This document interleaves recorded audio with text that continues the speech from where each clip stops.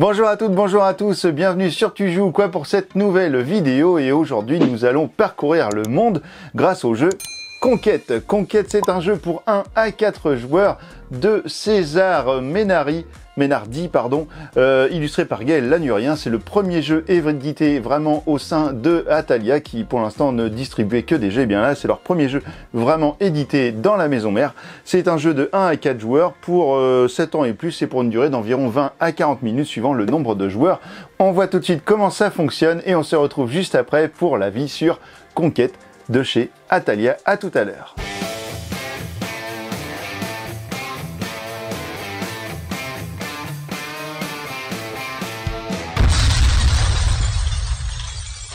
Voici la mise en place de Conquête. Alors vous voyez ici, vous avez une grande carte qui est juste là avec le monde qui est représenté et vous avez chaque territoire qui est connecté à un autre juste à côté, donc les territoires limitrophes qui sont connectés et qui sont représentés par des faces de dés comme ceci avec différentes valeurs. Vous avez par exemple pour l'Afrique un dé de valeur 1, 2, 3, 5 et 6 pour représenter donc l'Afrique avec une couleur jaune.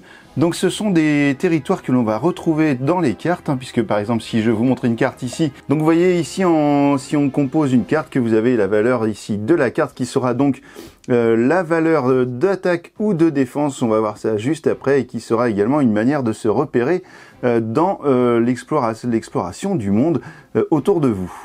Au début de la partie, chaque joueur va récupérer donc 5 cartes, hop, 5, et 1, 2, 3, 4 et 5.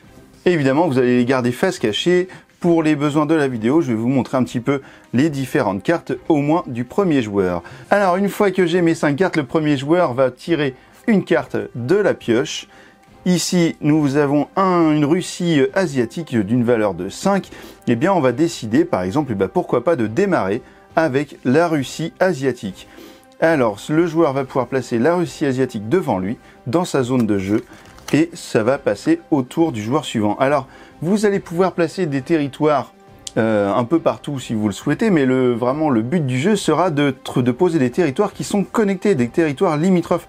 Donc par exemple, si je pose ici la Mongolie impériale, le Soleil levant, le Moyen-Orient, la Russie européenne ou l'Alaska, eh bien ces territoires seront connectés à la Russie asiatique et me rapporteront des points en fin de partie. Car le but à la fin de la partie est bien évidemment d'avoir le maximum de points de victoire.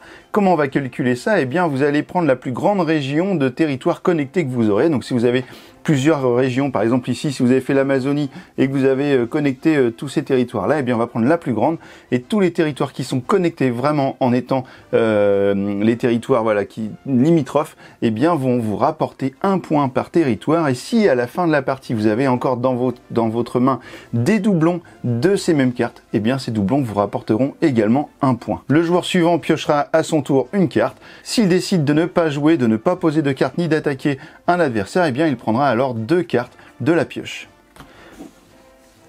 On va regarder un petit peu ce qu'il a. Alors évidemment, s'il prend des cartes de la pioche, il passe son tour. Et bien ici, ce joueur a la Russie européenne. Et bien comme ça, on va voir très vite comment se passe une bataille. Il pose la Russie européenne ici pour une valeur de 5. Le joueur suivant peut prendre sa carte et se dire, eh bien, moi, j'ai besoin de la Russie européenne pour aller étendre mon territoire par ici. Eh bien, je vais attaquer la Russie européenne. Donc, il va l'attaquer forcément avec un territoire limitrophe au territoire qu'il souhaite acquérir. Donc, la Russie asiatique, eh bien, à côté de la Russie européenne, on peut l'attaquer. Donc, pour une valeur de base de 5, plus autant de cartes de ma main que je le souhaite. Je vais pouvoir jouer 1, 2, 3, 4, 5 cartes si je veux, peu importe. Mais par contre, à la fin, toutes ces cartes seront défaussées que j'ai gagné ou que j'ai perdu et je ne pourrai en récupérer de la pioche que maximum 3 cartes.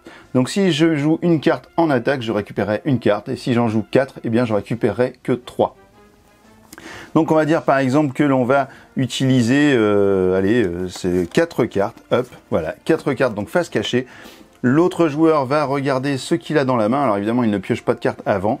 Alors, il faut savoir que je vous ai dit une bêtise, puisque l'attaquant ne récupérera pas 3 cartes maximum, mais 2 cartes maximum. C'est le défenseur qui récupérera 3 cartes maximum après avoir joué. Donc celui-ci va jouer par exemple ça, allez, hop, en défense. À ce moment-là, on va regarder les différents points joués. Donc ici vous avez 5 et 5, donc ça s'annule. On va regarder seulement les points qui sont ici, donc 4 et 3, 7 et 2, 12. 4 et 3, 7 et 2, 9. Voilà, je suis toujours très bon en calcul mental. 4 et 3, 7 et 3. 10, eh bien le joueur qui est attaqué a gagné le territoire. Donc toutes les cartes jouées, que ce soit en défense ou en attaque, vont en défausse. Le territoire vient juste ici, voilà, à côté du territoire du joueur qui a attaqué. Le joueur qui s'est défendu, vu qu'il a joué plus que 3 cartes, il prend 3 cartes de la pioche pour se refaire une main pour les prochains tours, et l'attaquant va lui prendre seulement 2 cartes de la pioche. Vous allez faire comme ça pendant tout le temps du paquet, c'est-à-dire que la partie va se terminer lorsque le paquet sera épuisé. À ce moment-là, on va compter directement les points. Sauf que si vous êtes à 4 joueurs, et bien à ce moment-là, vous allez remélanger les cartes défaussées et vous allez refaire un tour de la pioche jusqu'à l'épuisement de celle-ci afin de compter les points. Le gagnant sera bien sûr celui qui aura gagné le plus de points de victoire. En cas d'égalité, eh bien, vous allez départager les joueurs par rapport aux doublons. S'il y en a un qui a eu plus de doublons que l'autre pour arriver au même score, eh bien c'est celui qui aura eu le plus de points sur la table de jeu qui sera désigné le gagnant de conquête. A tout de suite pour les avis.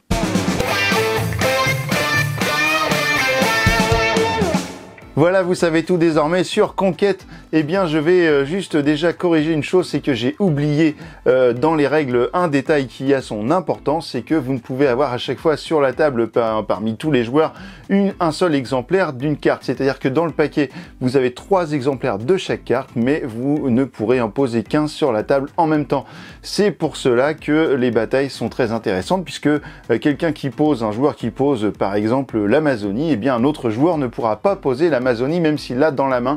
Il va falloir qu'il bataille l'Amazonie de l'autre joueur pour la récupérer, pour la mettre dans son jeu. Donc il pourra évidemment batailler cette carte grâce au doublon de l'Amazonie, ou le conserver dans sa main pour le rapporter plus de points à la fin de la partie. Maintenant, ce détail corrigé, qu'est-ce que l'on a pensé de Conquête? On y a joué avec ma Catwoman, avec mon fils, avec des collègues, des amis, et on a essayé toutes les configurations possibles, sauf le mode solo. Je n'ai pas joué au mode solo de Conquête, mais par contre, on a joué à 2, 3, 4 joueurs, plusieurs parties, et on s'est vraiment beaucoup amusé avec ce jeu. Il y a une interaction folle, ça se prend la tête, ça rigole, c'est vraiment trop sympa.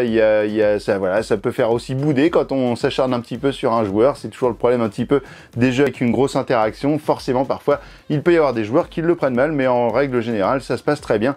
Et puis, les retournements de situation sont vraiment énormes, puisque au fur et à mesure qu'on arrive à la fin du paquet, eh bien, on peut se faire défoncer très rapidement et perdre la partie alors qu'on avait fait un beau territoire bien construit. Et ben voilà, c'est comme ça. Donc vraiment, il y a un gros côté stratégique dans ce jeu. Il y a un petit peu de chance lorsque l'on fait les batailles, puisque évidemment on joue avec des cartes face cachée, etc. Mais c'est aussi un moyen de se débarrasser de cartes parfois et de faire d'un gros coup de bluff. Donc voilà, Conquête, c'est vraiment un très bon jeu. Ça vaut entre 15 et 20 euros.